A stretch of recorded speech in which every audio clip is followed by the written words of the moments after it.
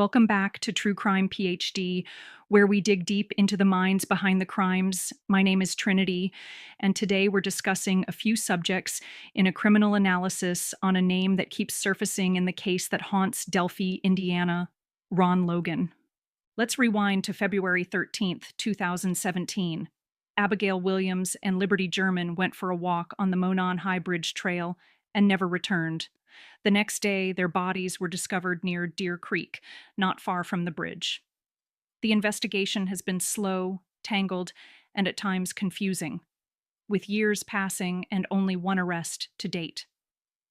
But back then, before any suspects were named, attention fell on someone who lived very close to the crime scene.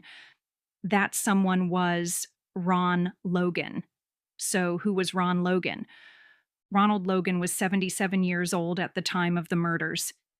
He owned the 30-acre property where the bodies of Libby and Abby were found. He was a lifelong resident of the area, known locally for keeping horses and occasionally clashing with law enforcement over minor infractions. Nothing violent, but not exactly squeaky clean either. But here's where it gets interesting. Ron Logan had a criminal history that included multiple driving violations, including driving under the influence. And on the very day the girls went missing, Logan was not supposed to be driving at all.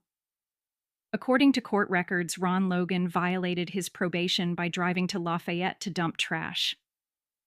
Logan wasn't supposed to be driving, but his phone data showed him going to a landfill between 11:53 a.m. and 11:58 a.m. He later asked a friend to lie about his alibi. He asked a relative to say they went to an aquarium store in Lafayette together around 2 p.m., returning home around 5 to 5:30 p.m., which did not align with the actual cell phone data. That alone raised red flags. Why lie unless there was something to hide? The FBI got involved quickly. A search warrant was executed on his property, and the affidavit painted a picture of serious suspicion.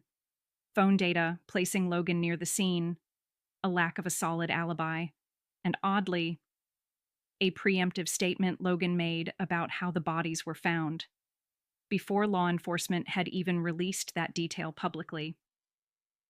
So let's pause and ask, does that mean Ron Logan was the killer? No, not necessarily.